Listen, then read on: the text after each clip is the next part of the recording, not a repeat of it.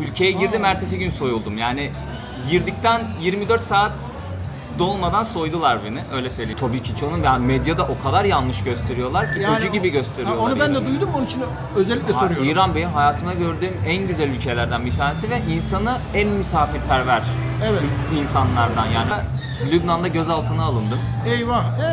Ben niye geldim ki bu ülkeye dediğin ülke hangisi? Ya onlarla tanıştım, çok utandım yani. Böyle bir düşünce yapısına kendimi soktuğum için çok utandım. Yine Lübnan, savaş dönemi yine Lübnan'daydım. Sonra yolumuz Tayland'a kadar geldi. Yolunuz Ya şimdi Yani- benim için çok zordu ama senin için sonrasında zordu tabii. sağ olsunlar orada güzel insanlarla tanıştım.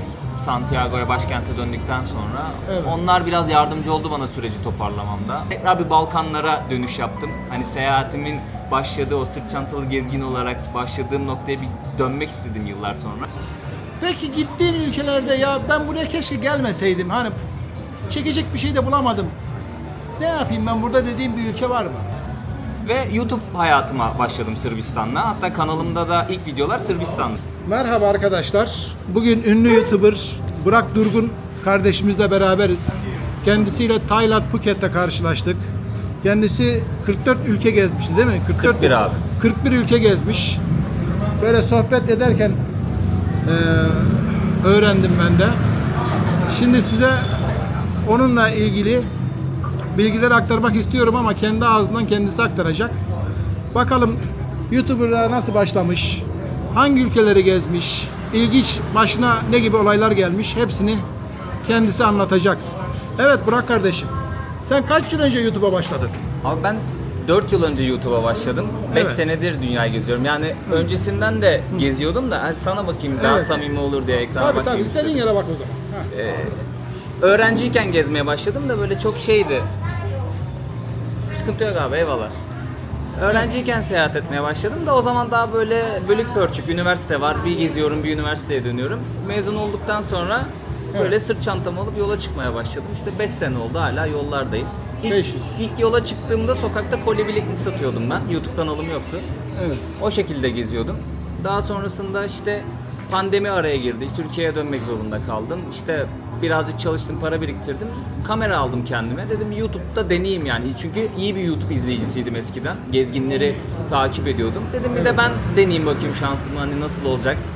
Gezdiğim yerleri kendimce anlatmaya başladım işte yola çıktığımda. İlk şey neydi? İlk ülken? Sırt çantalı gezgin olarak mı abi? Evet. Sırbistan'la başladım.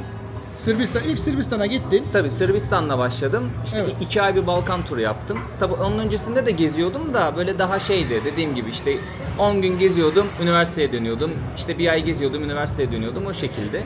Evet. Sonra işte öyle bir sırt çantalı gezgin hayatı Olarak başladı 5 sene önce. Başladı. Tamam. Evet. Balkanlarla başladın. Sonra Evet. İşte Türkiye'ye pandemide döndüm. İşte birazcık çalıştım, garsonluk yaptım, para biriktirdim. Hem cebime para koydum hem de kamera aldım. Sonra tekrardan Sırbistan'a gittim pandemide. Ve YouTube hayatıma başladım Sırbistan'la. Hatta kanalımda da ilk videolar Sırbistan'dır. Sonrasında işte bir aksilik oldu, böyle Sırbistan'da 35 gün kaldıktan sonra Türkiye'ye dönmem gerekti. Bir 5-6 gün Türkiye'de kaldım.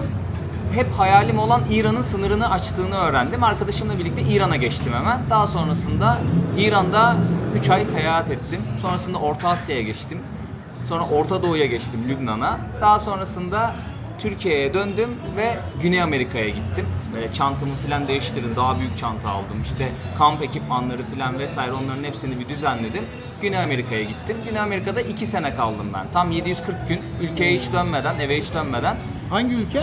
Güney Amerika kıtası. Ha, Güney Amerika evet, kıtası da Güney Amerika dolaşıyorsun. Tabii Güney Amerika ve Orta Amerika'yı komple dolaştım diyebilirim, 5 ülke hariç.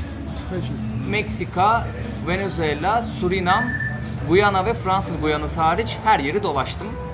Evet. 740 gün sonra Türkiye'ye döndüm. Birazcık ailemi gördüm ve onlarla vakit geçirdim. Sonrasında dinlendim ve Azerbaycan'a gittim. Çok beklemedim aslında. 3 hafta falan dinlendim Türkiye'de. Azerbaycan'a gittim.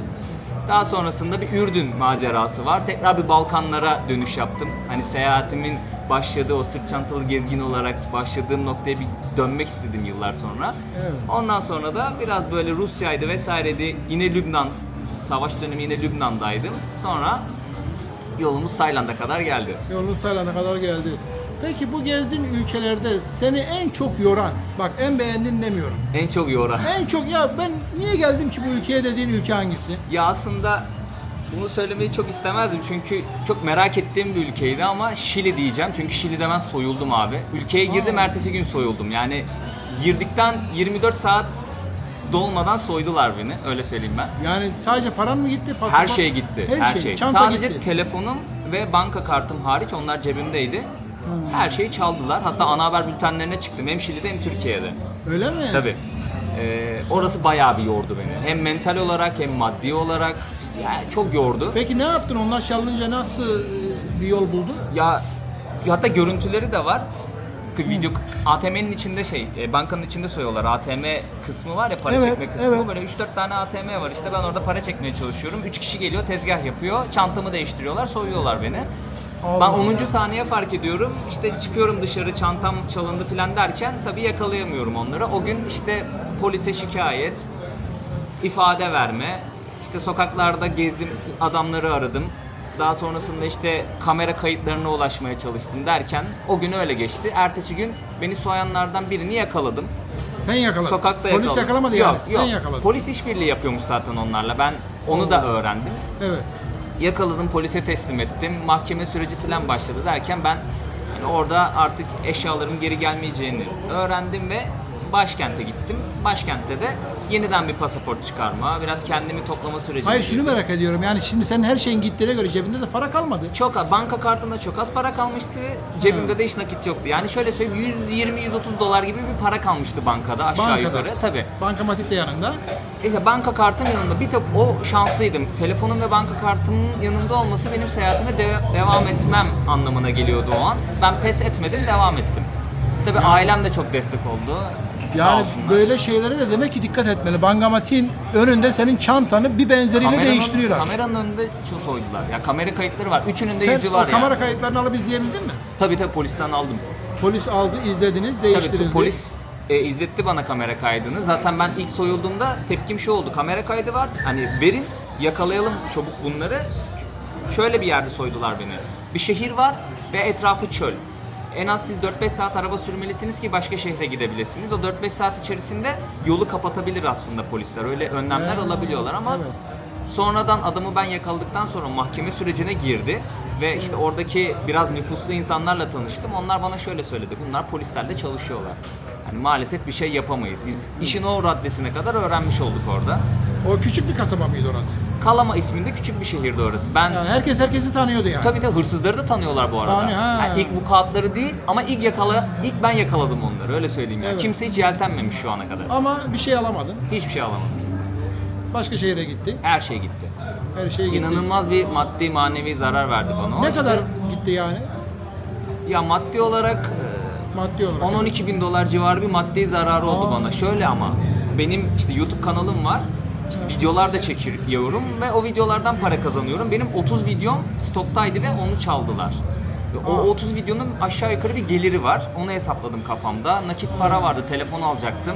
O nakit para gitti. İşte kameram gitti, bilgisayarım gitti, diğer elektroniklerim falan derken kabaca bir hesapladım, 10 bin doları geçiyor. Yani ben şu an 10-12 bin dolar gibi hesaplıyorum ama belki daha fazla. Çünkü o videoların patlama imkanı da olabilirdi. 30 videodan Yani bahsediyorum. o videolar tamamen gitti. Tamamen Elde gitti, yok evet, yani. tabii, tamam. Ve Orta Amerika ve Güney Amerika'daki böyle önemli ülkelerden videolardı. Evet. Yani Maddi olarak bir şekilde toparlıyorsunuz ama manevi olarak zor oluyor ya. Travması kalıyor. Hala mesela burası çok güvenli diyorlar ama Asya için ben hiç güvenmiyorum kimseye hala. evet ben de güvenmiyorum. Yani neresi dünyanın neresi olursa olsun Türkiye dahil yani hiç. Yani her an bir çantamızı alıp gidebilirler 3 saniye sürer. 10 saniye. Ben tam Ha. saydım videoda 10. saniye 10 fark saniye ediyorum yani. uzun bir zaman. 3 Tabii. saniye de sürebilir yani. Tabii. Ya onun için mesela ben bir olay anlatayım. İspanya'da çocuğun birisi lavaboya gidiyor. Sadece 2 dakika. Geldiğinde bütün çantası, parası, pasaportu hepsi uçuyor. 2 dakika sadece yatağının üstünde koymuş çantasını. Lavaboya gittiğinde. İşte onun için ders almak lazım. Evet. Ya Yani yol ben- öğretiyor bir şeyler. Ben yani burada hani en beğendiğim ülkeyi onun için sormadım. En zor olanı sordum özellikle. Ya Şili Yani- benim için çok zordu ama Senin için sonrasında zordu tabii. sağ olsunlar orada güzel insanlarla tanıştım. Santiago'ya, başkente döndükten sonra. Evet. Onlar biraz yardımcı oldu bana süreci toparlamamda. Ya Maddi onları- mi, manevi mi? Manevi olarak. Manevi yani olarak. mesela yatacak yere ayarladılar. öyle mi? Tabii yani bir Türk abiyle tanıştım. Şilili eşi var sağ olsun. Abla Şili'de ana haber bültenine çıkıyorum. Evet. Orada izliyor beni. Direkt bana ulaşıyorlar. Evlerine davet ediyorlar ve diyorlar ki istediğin kadar kalabilirsin. Yeme, içme. Yani hiçbir şey düşünme. Gel yanımızda kal. Toparlanınca gidersin. Onlar hani maddi manevi destek oldular bana bir anlamda.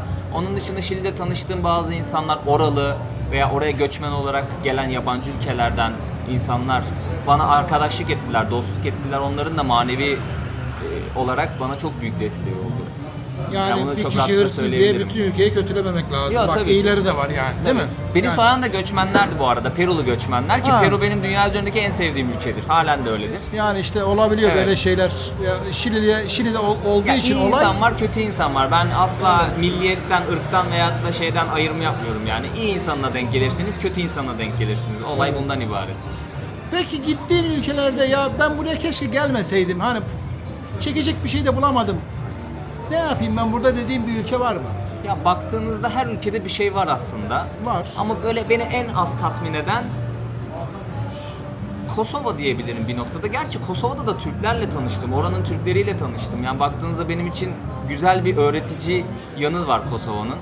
Evet. Güney Amerika'dan Belize diyebilirim. Honduras Ya diyebilirim. pardon Belize'ye yani gittiğine pişman mı oldun? Pişman olmadım. Hiçbir yere Ya gittiğime Belize pişman benim olmadım. bildiğim güzel bir yer ama. Ya çok pahalı bir yer. Ha pahalı bir yer. Bana Ha. hitap eden bir yer değil çünkü ben o tarz bir yeri başka ülkede daha ucuza görebilirim. Ama şöyle düşündüm ya Belize'yi de bir göreyim orada hayat nasıl. Evet, ben hep tabii. yani dünya üzerindeki her yeri görmek istiyorum. Hiçbir yere gittiğime de pişman olmam. Sadece daha az tatmin eder, daha çok tatmin eder. Mesela Nikaragua herkesin övgüyle bahsettiği bir ülke. Hayranlık duyduğu bir ülke. Ben mesela o tatmini alamadım Nikaragua'dan. İnsanları çok soğuk geldi. Ülkede böyle çok bir iki yeri çok beğendim. Onun dışında çok böyle vasat geldi açıkçası. Ama yani iyi ya keşke gitmeseydim demem. İyi ki gitmişim, görmüşüm yani. O da bana bir ders oldu. Bir Tabii. eğitici bir yanı var, öğretici bir yanı var. O da bir tecrübe. Kesinlikle öyle. Yani tecrübe büyük bir kazançtır. Tabii hayat tecrübeden ibaret ya. Deneyim elde ediyoruz her anımızda. Yani şimdi sen 5 yıldır geziyorsun. 5 yıldır 41 ülke gördün. Peki şunu sormak istiyorum ben sana. Bu gittiğin ülkelerde dil konusunu nasıl çözüyorsun? Her ülkenin dilini bilmem mümkün değil. Yok tabii ki değil. Öncelikle İngilizcemi birazcık geliştirdim. Tamam. Ya herkesle çok rahatlıkla sohbet edebilecek hatta politika konuşabilecek kadar belli bir düzeyde İngilizce biliyorum ya. Hani çok detaylı değil ama biraz böyle küstahçı olmasın da konuşurum ya. Bir İsraillili Orta Doğu mevzusu konuşurum. Bir Amerikalıyla Amerika'daki işte yönetimle ilgili sohbet edebilirim yani. O dereceye az çok hakimim. Güney Amerika'da gezdiğim dönemde İspanyolca öğrendim kendi çabamla. Onun dışında mesela İran'da 3 ay seyahat ettim. İnsanlarla iletişim kurabilecek kadar Farsça öğrenmiştim. Peki İran'a gittiğinde İran bizim bildiğimiz gibi değilmiş dedin mi? Tabii ki canım yani medyada o kadar yanlış gösteriyorlar ki öcü gibi gösteriyorlar. Onu ben de İran'ı. duydum onun için özellikle soruyorum. İran benim hayatımda gördüğüm en güzel ülkelerden bir tanesi ve insanı en misafirperver Evet. insanlardan yani çok rahatlıkla söyleyebilirim bunu. Yıllarca ben de mesela çok ön yargıyla yaklaştım. Sonra oraya gittim. Onlarla tanıştım. Çok utandım yani. Böyle bir düşünce yapısına kendimi soktuğum için çok utandım. Çünkü inanılmaz farklı bahsediyorlar bize. Ve İranlılar Türkleri severler. Evet. Ya Çok çünkü, severler, ben onu biliyorum. Farslar da çok seviyor. İran Kürtleri de çok seviyor. İran'da bu arada 30 milyon civarı Türk var. Hani Türk var, İran Türk'ü var. Onlar da çok. Herkes İran Arabı da çok seviyor.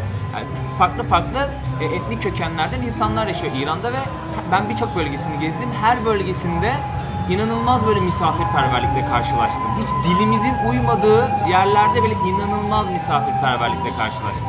Türkçe bilen de çok orada. Var. Yani- Azerbaycan Türkçesi konuşuyorlar. Evet, Biz Azeriler. danışıyoruz, anlaşıyoruz. İran yani. Azerisi diyorlar onlara galiba. Tabii İran Türkü diyorlar. İran Türkü diyor Evet. öyle mi? Ha, İran Türkü. Peki. Evet, şimdi bir de ben size şunu soracağım. Siz YouTube'a başladınız, ülke geziyorsunuz. Sen de abi ya. Hı? Sen de abi ya. Sen diyeyim, peki sana sen diyeyim. Yani yaş olarak benden de küçüksün zaten. En böyle başına gelmiş bu soygun olayından hariç, başına ilginç olarak ne geldi? Yani şu çok ilginçti, hiç beklemediğim bir şey oldu. Ama o hırsızlık olayını ayrı Tabii. tutuyoruz. Onun dışında Lübnan'da gözaltına alındım. Eyvah. Orta Doğu malum. Evet. Ya, kamerayla filan da geziyoruz ya böyle. Bir de hani bakıyor işte bu kim filan böyle sokaklarda dolaşıyor. Niye Evet. gelmiş ülkeme filan diye böyle kafalarda soru işareti oluşuyor. Evet. Böyle bir sorguya aldılar beni. Sen necisin, kimsin diye bir soruşturdular. Ondan sonra şey oldu. Baktılar ben Türkiye'ye geldim. Türkiye'den geldim. Turistim, geziyorum. Ha. Tamam abi, iyi, hoş geldin, hoş gördük. Sonra gayet sıcak aramızda bir sohbet. Ya içeride yattın mı yatmadın? Yok yatma. 3 saat sorguda sadece. Ha, sorguya Tabii alındı. 3 saat sorguya aldılar beni ama sonrasında sıcakkanlı davrandılar sağ olsunlar ama Lübnan. Lübnan'da. Bir çekittiler acaba ben kimim, neciyim? Ya, çok rahat, ya şöyle söyleyeyim, anlayabiliyorum niye bunu yaptıklarını. Çünkü gerçekten sıkıntılı coğrafyalar. Yani çok rahatlıkla her türlü faaliyetin yürütüldüğü coğrafyalar. Onlara da hak veriyorum. Sağ olsunlar şey yaptılar yani, sıcak davrandılar. Sonrasında çözdük mevzuyu. Turist olduğumu anladılar, bıraktılar beni. Onun Yani. dışında Jamaika'da bir restoranda böyle yemek alacaktım arkadaşımla. Birden içeri işte asker ve polisler girdi ağır makineli silahlarla. Evet.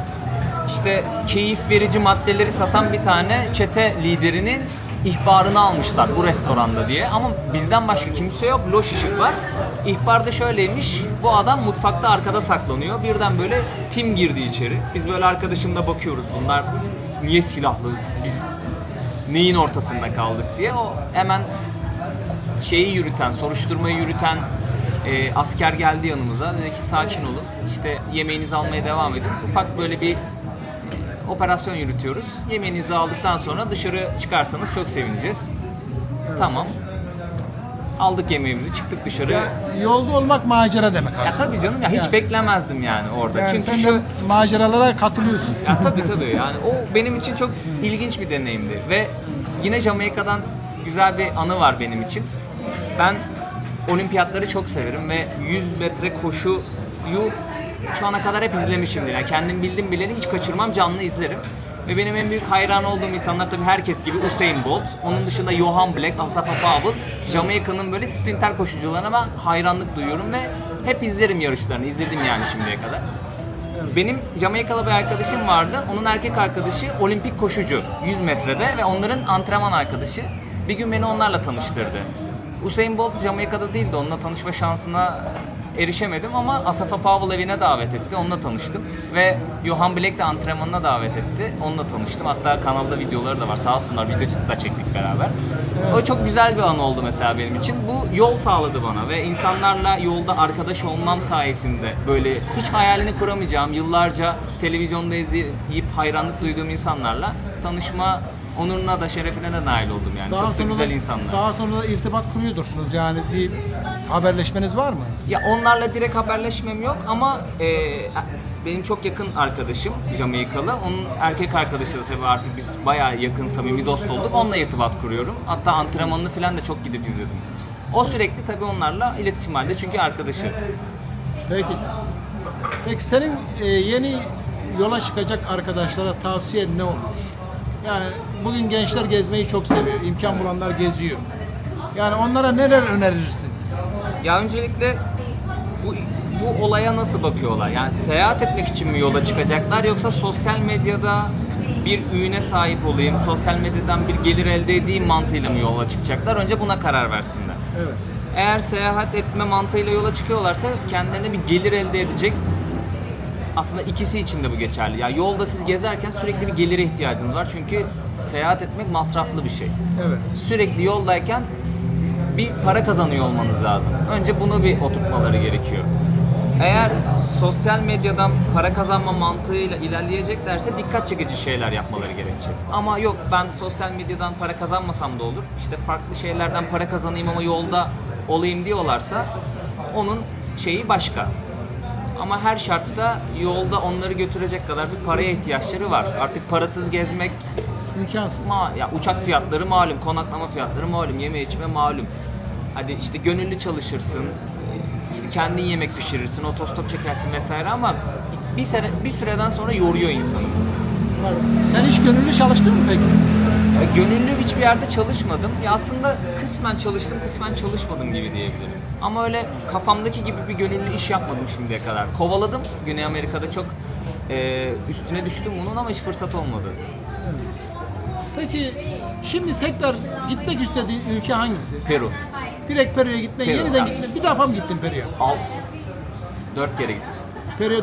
Peru'ya 4 kez 6 ay gittin. kaldım Ama Peru'da. yine gitmek istiyorsun. Ya bana deseler ki bugün hiç YouTube hiçbir şey önemli değil.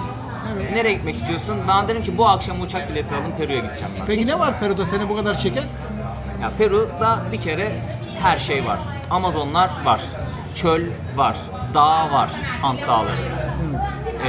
Sörf öğrenebilirsiniz deniz kenarı.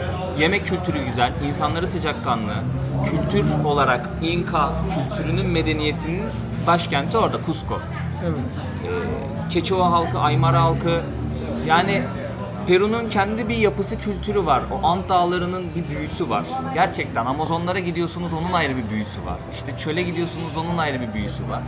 Ya Peru bambaşka bir ülke ve sırt çantalı gezgin ülkesi aslında yani. Her açıdan sizi tatmin eder. Yemek kültürü de güzel yani.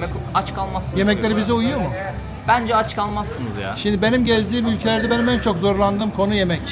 Tayland yemekleri nasıl abi sence? Hiç yemiyorum. Gerçekten. Hiç yemiyorum. Ben de Yani- çok sevdim ya. Hayır yok benim hem hoşuma gitmedi hem de ben şundan korkuyorum. Şimdi memleketten 8500 kilometre uzaktayız. Yanımızda kimse yok. Yani bir hasta olsak, bir midemizi bozsak, 2 gün iyileşirsin abi. ya 2 gün iyileşirsin de işte o zaten tatilimiz kısa. Ha, o tabii o var. Anlatabildim mi? Yani 2 gün oraya gittikten sonra bize geriye bir şey kalmıyor. Ama ben de şöyle düşünüyorum ya. Mesela birisi Türkiye'ye, mesela benim Perulu bir arkadaşım vardı. 10 gün İstanbul'da gezmiş ve hiç Türk yemeği yememiş. İşte Dedim ben ki, onlardanım yani. Ben de İşte Tayland ama- yemeği yemiyorum. o da şöyle oluyor abi ya. Bir ülkenin en önemli şeylerinden biri yemek kültürü bence. Tamam bak şimdi şöyle ben hiç yemedim derken mesela balık yedim. Pilav yedim. Benim yanımda arkadaşım vardı. Önce ona tattırıyorum ben. İyi mi diyorum? İyi mi diyorum? İyi diyor. Ben de tadıyorum. Hoşuma giderse devam ediyorum. Zehirlenmeden korkuyorsan biraz iyi restoranlara gidebilirsin abi ama hiç böyle sokaktan filan yemeni tavsiye etmem eğer Yok, zehirlenmeden yok, yok. şeyden korkuyorsan. Bak ben Onlar biraz sıkıntı olabilir. sokaktan sadece tropikal meyveleri alıyorum. evet. Suyunu sıktırdığım Buz oluyor. kullanma hiç mesela. Ya buz da isteme. kullanmıyorum zaten. Ve Evet, doğru. meyvesini o an doğrasın versin sana. Peki sen hiç böyle zehirlenme gibi bir şey Ben yaşadın çok mı? zehirlendim abi ya. O zaman senin bünye alışık. Alıştı galiba abi. Ben çok Ama zehirlendim. teksin, yanında Tek, kimse de evet, yok. Evet. Yani insan hasta olduğu zaman yanında birisini de istiyordur Tabii yani. ya. Ben yoldayken de çok kötü olduğum oldu yani. Kendi kendini iyileştirmeyi öğreniyorsun. Başına geliyor insanın uzun süreler yolda olunca. Bak burada şimdi bir parantez açayım. Şimdi sen dünyayı geziyorsun ya. Sigorta falan yaptırıyor musun? Hiç yaptırmadım Hiç şimdiye sağlık kadar. sigortası yaptırmadın. Yaptırmadım Öyle mi? hiç abi. Peki yani başına bir iş gelse ne olacak? Ne Geldi yapacaksın? 2-3 kere geldi. 2 kere enfeksiyon kaptım. Bir kere parmağım yarıldı. Dikiş attırdım. Birçok kez zehirlendim. Çok şükür çok başka ağır bir şey gelmedi de yani bunlar da nispeten özellikle enfeksiyon, mesela Kolombiya'da 2 kere enfeksiyon oldum. İkincisi çok ağırdı. 2 ay böyle kendimi toplayamadım. Orada sağlık harcaması biraz gitti. Sigortam olsaydı bir derece iyi olurdu ama Bence olmadı yine yani. de sigorta yaptır yani. Bence sigorta tabii, önemli. Yani bütçesi varsa, o zaman benim bütçem yoktu mesela. Bir insanın bütçesi varsa bence sigorta yaptırmalı. Tabii. Ya pahalı bir şey değil o zaten. Mesela ben Tayland'a geldim. 1.44 euroya sigorta yaptırdım 15 günlük. Ha iyiymiş ya. Tabii ki yani Ama pahalı her bir şey şeyi değil. karşılıyor mu? Şimdi Onun bak her şeyi kısıtlamaları karşılayan var abi. 5 euro. Bak her şeyi karşılayan 5 euroydu. 15 günlük değil mi? 15 günlük. O çok ucuzmuş ya. Şimdi- Ben daha yüksek duydum hep. Yo sigortalar çok ucuzdur. Yani hiç 5 o euro paradan iyiymiş. kaçtığınıza değmez. Tabii tabii. Ben de yani burada biraz fikrimi belirtiyorum ama 1.44 dediğimiz nedir ki? Burada bir meyve suyu 100 lira. Kesin 5 euro da bir şey değil abi. Yani Sağlık evet. söz konusu olunca. Şimdi benim mesela yaptırdığım sağlık sigortası neyi kapsıyor? Kaza, ani gelişen hastalık. Şimdi burada bir parantez daha açalım. Geçmişten gelen bir hastalığı sigorta ödemez. Mesela Tabii, sizde böbrek ödemez. taşı varsa, buraya geldiniz, burada böbrek taşı ağrı yapmaya başladı. Şimdi onu sigorta ödemez. Çünkü böbrek taşı geçmişten gelen bir hastalık. Ama burada düştün, yaralandın, Allah göstermesin. Yani ummadığın bir şey oldu. Tabii. Yani zehirlenme de buna dahildir. O zaman sigorta onu ödemek zorunda. Burada arkadaşların dikkat edeceği en önemli konu geçmişten gelen hastalığı burada tedavi etmeye kalkmasınlar. Yok, Sigorta olmaz. onu ödemez. Ödemez. Tabii yani mesela işte kanser hastaları mesela ödenmez. Çünkü onun bir geçmişi vardır. Belki 5 yıl önce başladı da burada ortaya çıktı. Tabii. Böbrek taşının bir geçmişi vardır. Sende 10 yıldır böbrek taşı vardır da burada ağrımaya başlamıştır.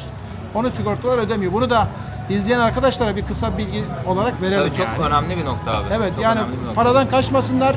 Ben mesela şunu anlatayım sana. Ben geçen yıl Pattaya'da plajda yürürken bir tahta vardı. O tahtanın köprü gibi gördüm ben onu. O tahtanın üstünden yürüyerek karşıya geçmek istedim. Tahta kırıldı. Suya düştü. Suya değil, 1 metre yani su akıyor da yani derin bir su değil. Böyle küçük bir akıntı. 1 metreden küt diye bir anda düştüm ben. Yüksek değil o zaman. Yani belimi incitebilirdim, ayağımı kırabilirdim. Tabii canım, ayağını O kırabilirdin. tahta bana saplanabilirdi. Hiç beklemediğim bir yerde. Çok geçmiş olsun abi. Evet, sağ olasın. Yani onun için bence sağlık sigortası yapılmalı. Beklenmedik bir anda oluyor zaten. Beklenmedik anda oluyor Beklenmedik kazalar. bir anda oluyor. Rahmetli babamın bir sözü vardır. Oğlum der, Mekan cennet. araba sürerken kaza yapacağını anladığın anla kaza yaptığın an arasında sadece 2 saniye vardır der. Yani sen gidiyorsun. Bir araba çıktı. Sen diyorsun ki kaza yapacağız. İşte 2 saniye sonra o kaza yapılıyor yani. Onun için baştan tedbir almak lazım. Doğru. Bunu da ayrıca bir böldük ama. Ya önemli bir şey. konu, önemli bir konu ya. Evet. Peki şimdi sen arkadaşlara tavsiyelerin çıksınlar, gezsinler, maddi güçleri yetiyorsa. Ya ben hep şunun taraftarıyım. Yani şimdi bir ömür yaşıyoruz, 50 sene, 60 sene, 70 sene her neyse. Ortalama işte 60-70 sene. Ya bunun 1-2 senesini yolda geçirirlerse, merhaba. Devam et. Aynen, yarım kaldı lafım. Şunu söylemek istiyordum. Ya belirli bir ömür yaşıyoruz. Ortalama hani herhangi bir sıkıntı yaşamadık diyelim. 60-70 sene bir ömür yaşıyoruz. Bundan 1-2 sene seyahate ayırmak, başka kültürleri, başka insanları, başka ülkeleri tanımak, deneyim elde etmek bence çok büyük bir artı kazandırıyor insanlara. Ben istiyorum ki bizim ülkemizde de bir seyahat kültürü oluşsun. İnsanlar böyle üniversiteyi bitirdikten sonra ya da liseden sonra bir çıksınlar, 1-2 sene geçsinler. Ama aralıksız geçsin, hiç dönmesin Türkiye'ye. Bir geçsin, öğrensin, görsün, hayatı deneyimlesin, kendi başına mücadele etsin. Daha sonra ülkesine dönsün, üniversite mi okumak istiyor ya da bir iş hayatına mı atılmak istiyor? İnan abi şey olacak yani, büyük artı kazandıracak ona. Seyahat gerçekten insana çok farklı bir kapı aralıyor ve ufkunu açıyor. Yani sokakta da yattım. İşte her şeyi deneyimledim abi ya. Çok lüks otelde de kaldığım oldu. İşte seyahatte bunları deneyimliyorsunuz abi. Ya ben beş parasız geçsinler demiyorum ama onu da yeri gelecek deneyimleyecek insan. Bir şeyi öğretiyor, bir şeyin kıymetini bilmeyi öğretiyor. Farklı bir bakış açısı kazandırıyor. Ben isterim ki bizim insanımız da belli bir noktada eyvallah diyebilmeli ailesine ve 2-3 sene gezip geri gelebilmeli yani. Bunu kazandırmak isterim ben şahsen. Ya bir nebze katkım olursa mesela çok mutlu olurum. Yani gezmek biraz da cesaret işi. O şeyi kırıyorsunuz Evet, işte. o cesareti bulup da yola çıktığın zaman bence ondan sonra geri dönüşü de olmuyor aslında. Yani insan hep gezmek istiyor. Naçizane o cesaret yolda kazanılıyor. Ben Yolda mesela mı kendim de, ben aylarca hep böyle bilet iptal ettim. İşte aman ya bir şey olursa aileyi ikna edemedik falan. En son dedim ki ben çıkacağım artık. Yoksa hep iptal oluyor. O bilet hiç alınmıyor. Aldım, hiç cesaretim yoktu. Yola bir çıktım, dedim ki iyi ki gelmişim. O cesareti yolda kazandım. Ve çıktığımda da şöyle çıktım yola yani harbiden çok zor şartlarda çıktım. Ama cesareti kazandım. Kendim işlerimi işte dediğim gibi çok iyi şeyler de geldi başıma, çok kötü şeyler de geldi. Hepsini kendim çözdüm. Sonra dedim ki ama özgüven yerine geliyor. Gerçekten özgüven yerine geliyor ve maalesef bizim toplumumuzda bunu bir öz eleştiri olarak genç olarak, Türkiye'de yaşayan bir genç olarak söylüyorum. Bizim gençlerimiz ciddi anlamda özgüvensiz yetiştiriliyor. Ya bu yanlış anlaşılmasın ama bu benim ailemde de böyle, başka genç arkadaşlarımda da böyle. Bunu ben deneyimliyorum, görüyorum yani. Bir öz eleştiri bu. Bunun düzelmesi lazım. Bu da bence seyahat çok ciddi bir artı kazandırıyor bu konuda. Evet. Peki şimdi biz Tayland'dayız, Phuket'teyiz. Phuket'in Patong bölgesindeyiz. Buraya ilk gelişin mi? İlk gelişim, ilk defa geliyorum. Benim de ilk gelişim. Daha önce Tayland'a da mı gelmedin yani? Bir kere geldim. Sadece Bangkok ve Pattaya'yı görmüştüm. Bangkok ve Pattaya'yı gördüm. Zaten o ikisi Yakın olduğu için birbirine rahat çok yakın. geziliyor. Genelde ilk gelinen yerde Bangkok ve Pattaya. Tabii Bangkok'a uçuyorsunuz. Gelmişken 2 saat ötede Pattaya var, orayı da göreyim diyorsunuz yani. Evet. Peki kıyaslama yapabilir misin? Yani Pattaya mı güzel, Phuket mi güzel? Hangisini tavsiye edersin? Ben ya ilk intiba söylüyorum, ben bu sabah indim. Ha, 12 saat falan anca oldu. Böyle birazcık dolaştım sokaklarda. Evet. Ya birazcık Pattaya'yı andırdı bana. Ama daha sahil kenarına inmedim. Evet. Ya bu hareketlilik, canlılık, gece hayatı konusu biraz Pattaya'yı andırıyor sanırım. Ben o tarz yerlere çok gelemiyorum ben. Aynen Gider öyle ziyaret değil. ederim. Aynen. Görürüm, deneyimlerim, vakit geçiririm, tanımaya çalışırım ama Evet. ben biraz doğacıyım abi. Yani O zaman burada ben gireyim konuya. Şimdi ben 15 gündür buradayım, yani Tayland'dayım daha doğrusu. Daha önce de Pattaya'ya geldim. Şimdi burada ada turlarına da katıldım.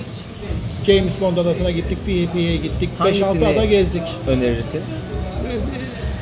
Direkt James Bond adası. Daha doğrusu orada bir ada gezilmiyor, 5 ada geziliyor. Ha, tur aldın sen hepsini. Tur aldım, 5 adayı gezdik. İşte her adada 1 saat, 40 dakika bir zaman verdiler bize. Oraları gezdik ve orada çok talihsiz bir olay yaşadım. Dünyanın en ünlü adasında en talihsiz şey başıma geldi. Ben videoyu çektim James Bond adasında. Ondan sonra bu köyün üstünde, işte suyun üstünde kurulu olan köy var. O adaya gidecektik yani. James Bond adasından ayrılırken ben kamerayı denize düşürdüm. Geçmiş olsun abi. Evet, aldık kamerayı, geri aldık. Ama kamera tabii rahmetli oldu. Ama görüntüleri de kurtardık. O James Bond adasında çektiğimi kurtardık. Tabii ondan sonra kamera çalışmadığı için ondan sonraki adalarda çekim yapamadık. Şu seni çektiğim kamerayı da bugün aldım. Hayırlı olsun. Yani bildiğim bir kamera, yani şeylerin özetlerini bildiğim bir kamera olduğu için yine aynısını aldım. Şimdi ben diyecektim, yani kıyaslama yapayım dedim ya. Şimdi Pattaya'da aslında gece hayatı var. Tamam mı? Benim hiç tasvip etmediğim bir gece hayatı, sevmediğim bir gürültülü ortam var. Fakat Pattaya'nın şöyle bir güzelliği de var. Orada Mercan Adası var. 30 bahta tekne sizi götürüyor. Toplam. Akşam 6'da da geri getiriyor. 30 bahta gidip, yani 60 bahta gidip geliyorsunuz. Bence o Mercan Adası belki buradaki adaların tamamına bedel diyebilir. Ben orada kaldığım her gün oraya gittim. Çünkü Pattaya'nın içi bana hitap etmiyordu. Yani eğleneceğiniz zaman hitap edebilir, güzel bir yer Ha, ama ama ben- eğlenmediğiniz zaman çok böyle yoruyor insanı. Ben gürültüye gelen bir insan değilim. Yani yanımdaki arkadaşla konuşamıyorum gürültüden. Anlatabiliyor muyum? Yani bütün gece kulüpleri sesleri sonuna kadar açmışlar. Yani yanındaki adamla bağıra bağıra konuşuyorsun. Orası öyle bir yer ama oraya eğlence için gidiliyor İşte yani. eğlence için de yani benim de tasvip etmediğim, yani hoşuma gitmeyen bir yön. Yani bu sadece burada değil, Türkiye'de de öyle. Çok gürültülü ortamları sevmiyorum. Ben istiyorum ki yanımdaki arkadaşla konuşayım, sohbet edeyim. Adam Yani biraz daha sessiz, sakin. sessiz, sakin bir ortamı seviyorum ben. Burası Onun da için- gürültülü benim gördüğüm kadarıyla. Burası o kadar değil. Değil mi? Hayır, burada şimdi Patok Beach yolu var. Orası gürültülü. Evet. Ama orası 300 metre. Sahile geçtikten sonra sakin. Tabii sahile geçtikten sonra sakin. Şu anda mesela saat burada 11 civarı, 23 aynen. civarı yani. Şu anda sahile gitseniz orada insanlar oturmuş sohbet ediyordur. Yani orada bir sessizlik vardır. Ama o Patong yolunu geçerken gerçekten böyle kulak zarlarınız patlayabilir yani. O kadar ses açıyorlar. O yönü kötü. Şimdi Phuket aslında Patong en turistik yeri. Şu an bulunduğumuz yer en turistik yeri. Phuket'in içinde bir şey yok. Yani herkes Phuket diye anıyor burayı ama burası Patong. Phuket'in içinde sadece Old Town denen bir sokak var. Orayı da özel olaraktan yapmışlar. Yani eski şehir olarak geçiyor.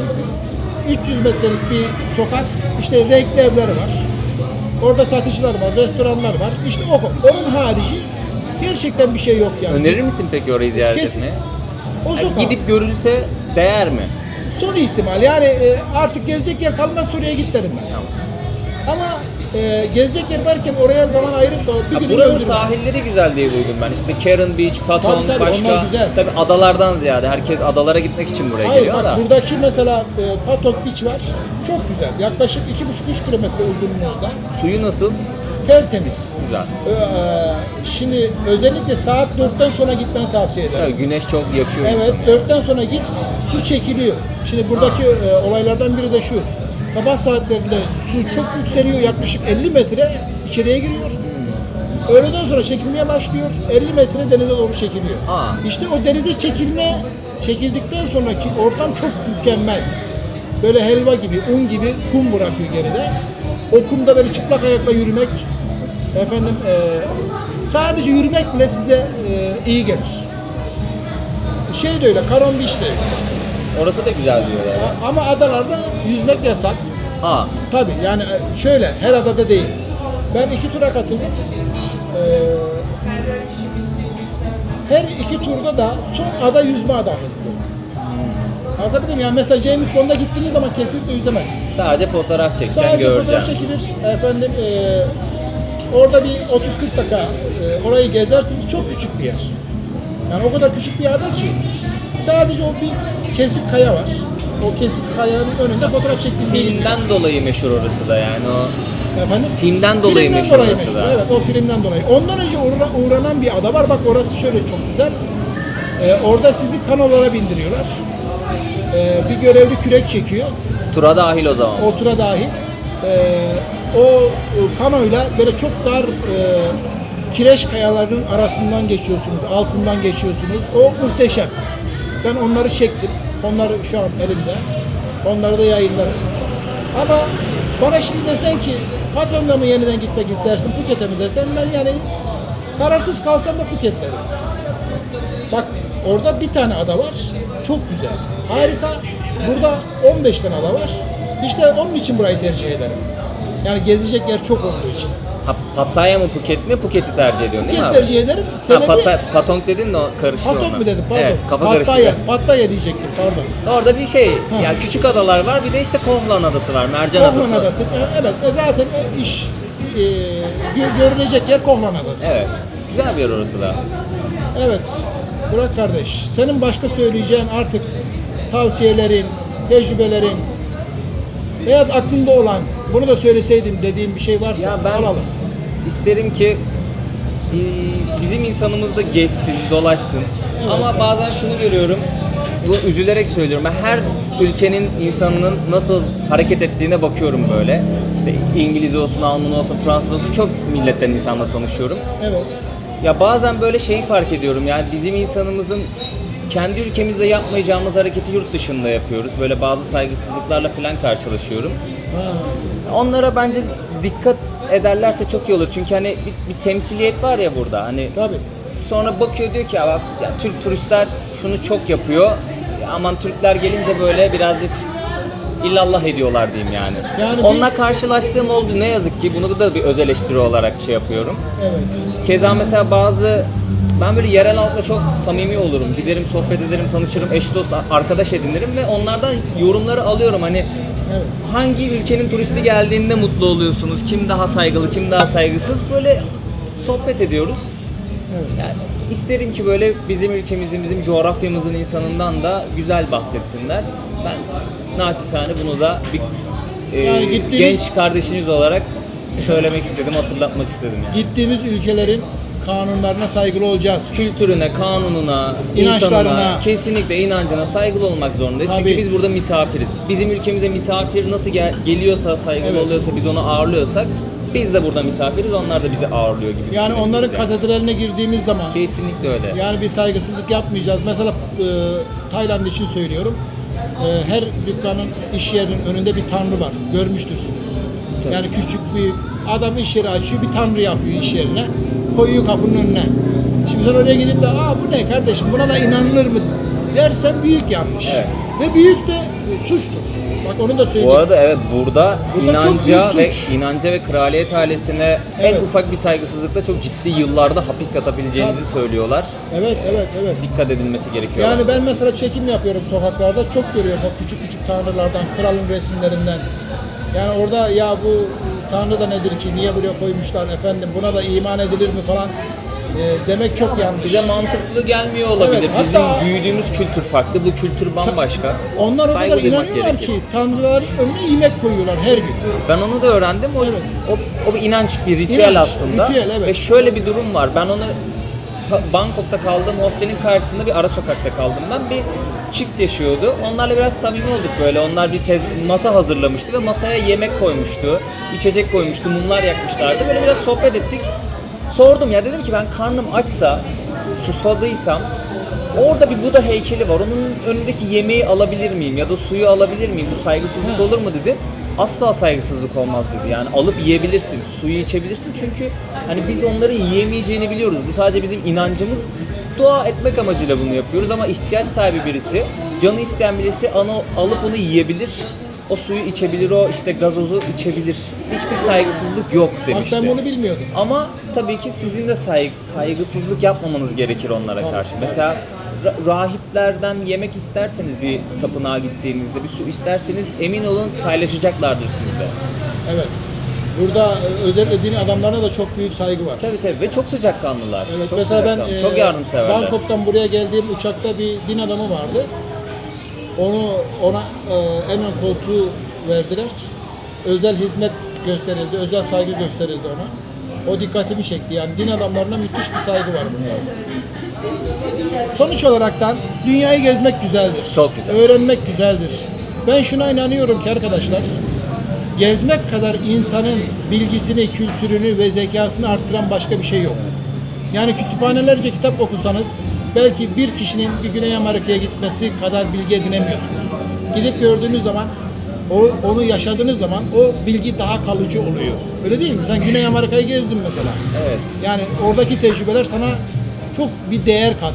Şu çok kıymetli. Mesela bir okuyorsunuz, okuduğunuz şeyi gidip yerinde görüp orada öğreniyorsunuz. Acaba doğru mu yanlış Doğru, mı? evet. Eksik mi tam mı? Bunu orada test etme şansınız oluyor ve bazen işte kitapta kısıtlı yazılıyor. Ama yazılı olmayan bilgiyi de oradaki halktan alıyorsunuz. İşte ben onun da kıymetinin çok önemli olduğunu düşünüyorum. Gezerken okursa bir kişi bence kendini çok daha geliştirebilir. Yani hem seyahat edecek hem okuyacak, araştıracak. Araştırdığını gidecek, yerinde görecek, deneyimleyecek, soracak, öğrenecek. Tekrardan farklı bir rotaya yönelecek. Ben buna inanıyorum mesela. Gitmeden önce de gittiği yer hakkında kaba bir bilgi edinecek. Kesinlikle öyle. Değil mi yani? Yani kaba bilgi edinsin, o çok kıymetli olur ama hiçbir fırsatı olmadı, edinemedi.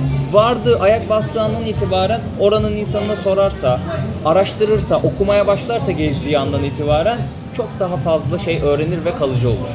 Peki. Son bir soru soracağım ama bu biraz özel bir soru Tabii olacak. ki, tabii ki. Şimdi sen YouTube'da bayağı popülersin. Estağfurullah canım, çok değil Oldukça fazla sayıda abonen var. Yani Estağfurullah. yeni izleyen arkadaşlar da abone olsun. ya. Teşekkür ederim. Senin YouTube kazancın bu seyahatlerini gerçekten karşılayabiliyor mu? Başlarda Yani çok... dürüst olarak soruyorum. Evet, başlarda karşılamıyordu çünkü Bak. yani yeni bir işe başladığınızda Evet. yani bazen hiç para kazanmadığım da oldu. Kazancımla yetinemediğim de oldu. Ama çok şükür son böyle 2 senedir falan, ya 2 senedir falan çok şey yapabiliyorum kendim yani. Rahatlıkla idare edebiliyorum ama yine şöyle rahatlık. Kafama göre harcayamıyorum ama hostelde kalabiliyorum, yemek yiyebiliyorum, işte yeri geliyor uçak bileti alıp başka yere gidebiliyorum. Bunları yapamadığım dönemde de işte hostelde kalamıyordum da Couchsurfing diye bir uygulama var. Orada yerel halkın evine misafir oluyordum. Çadır kuruyordum. İşte restoranda yemek yiyemiyordum da yemeği kendim pişiriyordum. Daha ucuz şeyler yiyordum. İşte zamanla bu arttı. Şu an çok şükür idare ediyorum kendimi yani. Şu an seni idare ediyor. Tabii, yani- En azından uçak biletini aldırıyor sana. Ya evet, yani mesela buraya otobüsle geldim ama eskiden olsa işte kaç kilometre, 12 saatlik 13 saatlik yol. Eskiden olsa kuvvetle muhtemel otostop çekecektim. Yani Sen şu an buraya bir dakika nereden otobüste geldin? Bangkok'tan buraya otobüsle geldim. Kaç saat sürdü? 12 saat. Zor olmadı mı? Yo, 12 saat iş. Ben Güney Amerika'da 38-40 saatleri gördükten sonra Ha. ve otobüse biniyorsunuz, en az 16-17 saat yolculuk yapıyorsunuz orada. Bana 12 saatler, 10 saatler falan çok normal gelmeye başladı. Yani sıkılmadın otobüste. Ben uyurum. Bir koydum mu kafayı uyurum yani. Ha, o uyumaysa tamam. O Ve buranın otobüsleri iyiymiş ya. Ben abi bir kere böyle uzun yolculuk yaptım burada ama battaniye verdi. Kek verdi, çerez verdi, su verdi. İşte otobüste tuvalet var. Mola yeri gayet güzel, temiz yemekler var. rahat geldin yani. Çok rahattı ya. Bu gerçekten çok rahattı ya. Bangkok'tan buraya geldin. Evet ve fiyatı da söyleyeyim, 830 bahta falan geldim ben. İşte 1000 arkadaşlar. TL bile değil de 12 saatlik yolculuk yaptım ve inanılmaz genişti bu arada. Uçaktan kat kat genişti. Koltukta bayağı yatıyordu ve yatarak geldim yani, öyle söyleyeyim. Bakın ben işte burada hata yaptım. Neden? Ben otobüsle gidemem dedim. Korktum. 12-13 saat nasıl giderim dedim.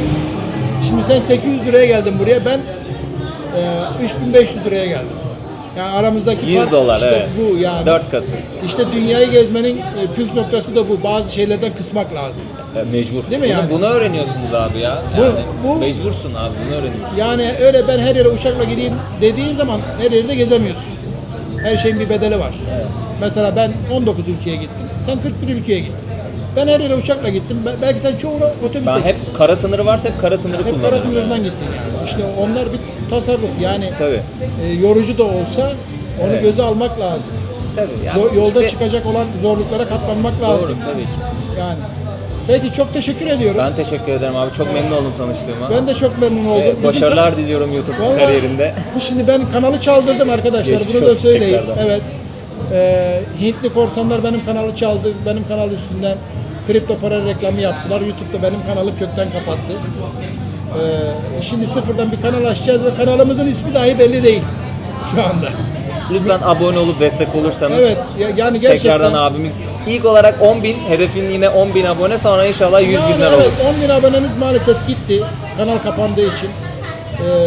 Artık yeni bir isimle, yeni bir kanalla yolumuza devam edeceğiz. Pes İsim etmek soy yok. isimle devam et abi. O en orijinali o. İsim soy isim. Olabilir, olabilir. Daha akılda kalıcı. Yani benim daha önce kanalımın ismi İngilizce olarak benimle yürü anlamına geliyordu. Yani Walk with me idi.